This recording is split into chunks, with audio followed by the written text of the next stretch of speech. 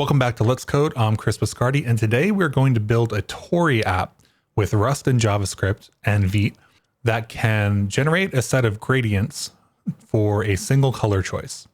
So if we click on any of these colors, you can see that the gradient on the page is updating. We will take a function in our JavaScript app. It'll be a Vite app with React. That function will call into Rust on the back end constantly. So as we drag this around, you can see that it's actually changing. That Rust application will use a crate to do some color generation for us, to take the sRGB color that we're passing in, convert it to LCH, create a gradient, and then return that gradient back to the JavaScript side. So we can just continually update this and see what it's like for various colors. Now, if you're unfamiliar with Tauri, it is basically Electron, but written in Rust. Since Tauri isn't at 1.0 yet, and the release candidate is what we'll be working with today, I won't go too much deeper into it. Now, on the getting starting page for Tauri, it says we can do npx create Tauri app, and we'll give it a name. Today, I'm going to call it example color app with a K. And npx now needs to actually install the create Tauri app package. It won't be installed globally, but it does need to install it to be able to run it. Then we see some text here. I'm just going to skip this because it doesn't matter for us. We're already on the Tauri Studio site and already on the getting started site, so this actually doesn't help me at all. I'm going to name the app color, I suppose. Title of the window be color. And then we get to choose a front-end framework to use, basically. So the way Tauri is structured is the Rust part is all of the back-end part. If you've ever worked with Electron, that will be all of the like Node.js scripts that you would have run. But in our case, we get to pick from a number of different front-end frameworks, anything from JavaScript to Rust WASM stuff to ClojureScript to whatever we want. I'm going to go with Vite, and we are going to add the Tauri apps API package. I'm going to use React instead of Vue because that's what I'm most familiar with. Again, it will need to install create Vite. The way that the create Tauri app CLI works is it basically calls out to other create apps. So there's create React app, create Vite, create Svelte, etc. Create Tauri app itself doesn't handle the scaffolding of the web view side of our application. So it calls out to Vite or whatever we have. Now there's a massive amount of output here and it's not super useful. So we're going to cd color because that's the directory we have now. So I've initialized Git. I've bootstrapped the new Tauri app with Vite.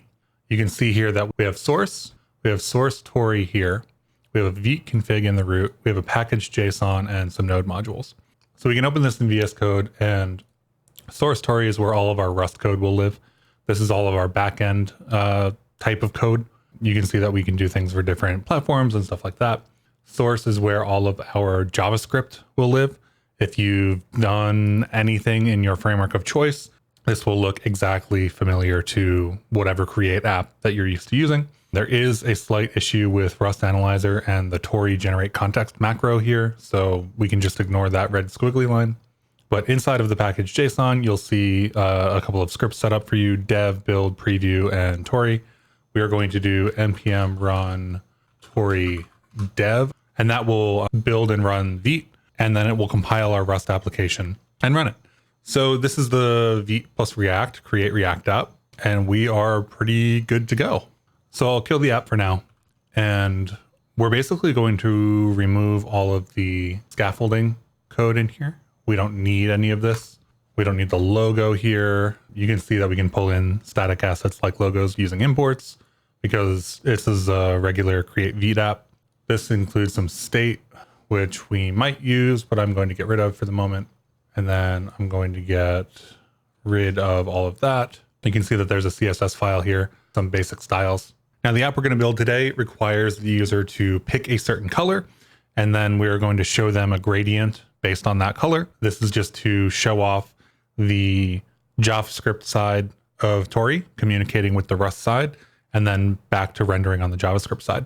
So we need a color picker, and React color is that color picker. You can see we have a number of options for what kind of color picker we want to use. I think I'm just going to use the default one in the top right here. So you can see that our package JSON for everything is in the root, and we don't have a package JSON in the source. It's a little confusing because the Tauri build process is kicked off via this package JSON. So in our application, we can npm install React color. And then here we actually need to figure out how to pick a color picker. So we'll get the sketch picker here. So we've imported the sketch picker in our app.jsx, and we've used sketch picker right here. So if we run Tauri dev again, we should see a color picker on the screen. And we do see a color picker on the screen. It's not, the rest of the site isn't pretty, but we do have a color picker. So in this case, we can use a use state with a preset hex color, set the color using that state, pass that state into the color picker, and then whenever it changes, we set the color back using the set color for the use state. And that results in us being able to click and drag this around and doing really whatever we want to over here. So now we have a color.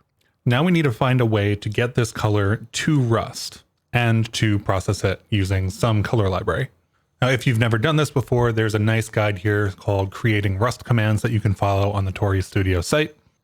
Basically, we have to define Tauri command as a macro on top of our Rust function, and then we can do whatever we want. We also have to add the handler to our build commands.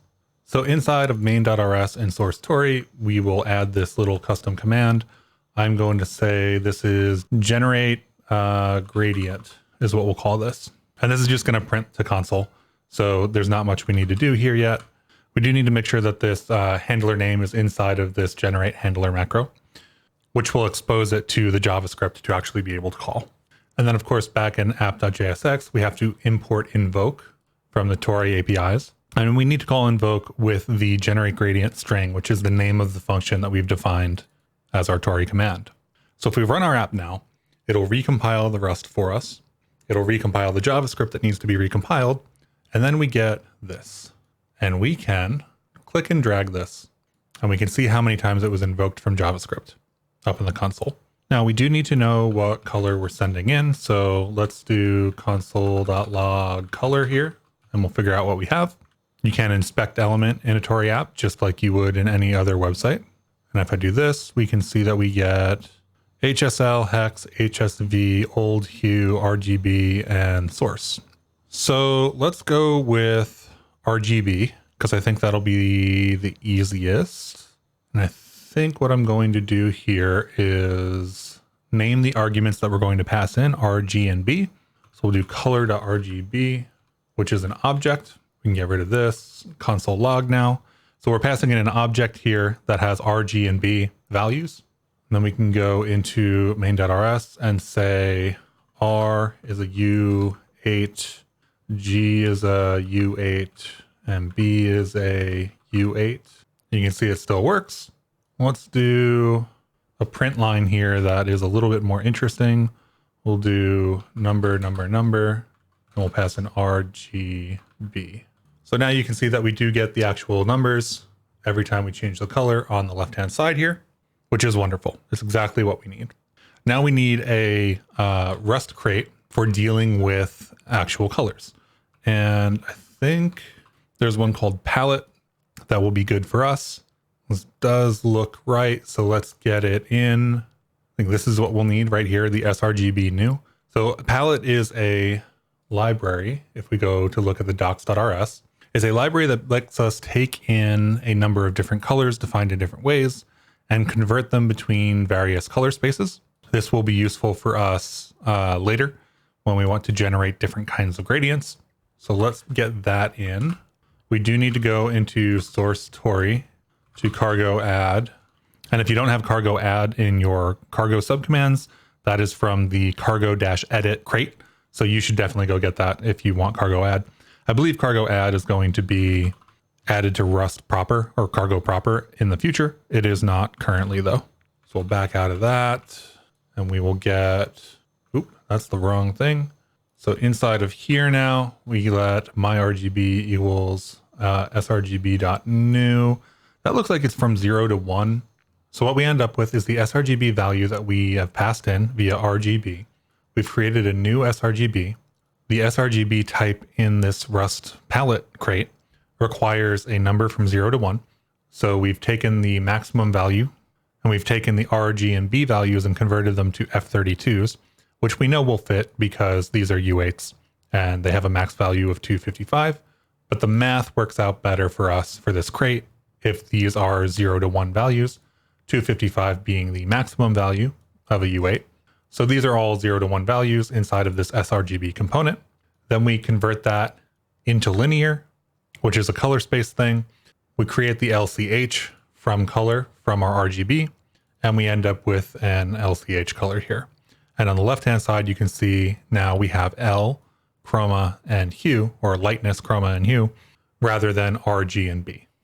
So additionally, now we've taken the gradient type, we've created a new gradient out of a new vec, starting with a lightness value of 0 with the same chroma and the same hue, then the midpoint being the color that we've chosen, and the upper point being a full lightness of 1, the chroma and the hue. We've taken 10 colors from that, or we've turned that gradient from point to point into 10 steps. And then we've collected that into a vec and debugged it out. So if we choose a color here, we should see 10 LCH colors from a lightness of 0 all the way up to the lightness of 1. And I made a mistake, and I think this has to be 128 as the upper limit for LCH. Because what happened there was we went up and then back down. And here you can see that we are now going just up. So we've got a number of different lightness values for the hue that we've chosen and the chroma we've chosen. And now we have to get those back into something that we can display in sRGB. And we can do that using a dot map, which takes the LCH color and turns it into an sRGB color.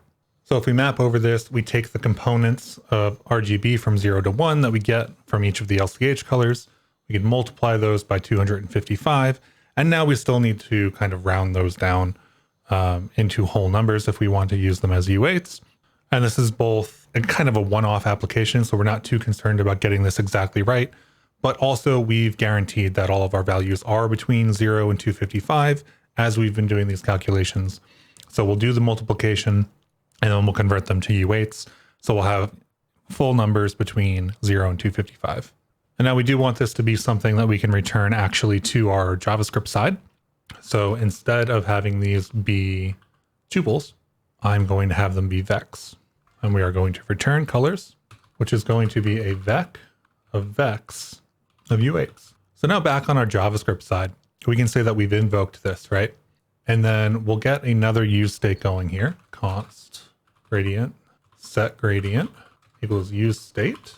And it'll just be empty for now. And invoking this is going to be a promise. So I'll stick this in a dot then, and we can see the list of numbers come in. So now all we need to do is with our colors, gradient.map color, and here I'll just have a div. I think should probably come up with a better element for this, but for the moment, it isn't really going to matter. We are going to do RGB, color 0, color 1, color 2, and that just gives us all of the RGB values that we need. So now if we wanted to, we could style this in some way. We do have a style sheet here, but I'm going to use this for now. We're going to set the padding to, I don't know, 2 rem. And then I am going to also set the background to exactly what we have down here, which I've done incorrectly. So I will inspect element, check it out. It looks like I have done something wrong with the background color. Oh, right, because these aren't going to be valid colors unless I include the $sign. There we go. And now we've got a color picker. Let's get the whole app running again. And now we've got a color picker that gives us a nice little gradient here. Let's get this a little taller, I think. So we've got this gradient here, and we can change it to any hue we want, and we get a nice sort of gradient from very dark into very light, and we can use this in whatever we want. Then we could now, you know, build this out into something where we could copy paste this into a theme config for some app we're building or something like that. So let's quickly go over this. So we've got a package JSON at the root with our Vite config. We've got the source for our front end, which runs in a web view. We've got the source for our back end, which runs in Rust. We have in our app.jsx a color picker and the invoke command from Tauri. We've got 2 set states here, one to keep color, one to keep the gradient. We've got a sketch picker that will, whenever we change this color, actually update. So we can now go to any color we want. It'll invoke the generate gradient function in that we've defined in Rust with 3 variables to pass in, which is a promise. So we have to either await it or use .then. In this case, we use .then, and we set the gradient in the state, And then whenever this gradient value is changed, we log out a bunch of divs that have the background color for all of the gradients. Over in source Tauri, we've got a cargo toml as usual. We are using the palette crate to do color management stuff. In this case, we bring in a bunch of symbols into scope. Some of them we didn't end up using. We have the generate gradient function that needs to have the Tauri command macro on top. And we also need to invoke the handler with the Tauri generate handler generate gradient function. Inside of the function, we accept 3 arguments. As we saw, we passed in from the JavaScript, R, G, and B. Those are U8s. And we return a vec of U8s, which will give us an array of arrays on the JavaScript side. We take the U8s, so a value from 0 to 255, and we turn it into a 0 to 1 value. We turn that into LCH because LCH is easier to work with if we're trying to generate a nice gradient. We generate a new gradient using the Rust where the lightness is 0. The lightness is whatever color we've picked. And then the lightness is 128, which is pretty much max. Off of that gradient, we use .take. .take does something interesting, and it creates 10 stops along that gradient for us. We map over those to turn them from the LCH that they are in into sRGB, into RGB components, and then finally back into a 0 to 255 value. We collect those into a vec of vecs, and then we return it. And that gives us this nice little color picker. So I hope you enjoyed this today, and we'll be back with more Tauri as they hit 1.0 in the future. If you have any desires for what kind of Tauri app you would like to see, leave it in the comments, and maybe that'll be the next episode. I'll catch you next time.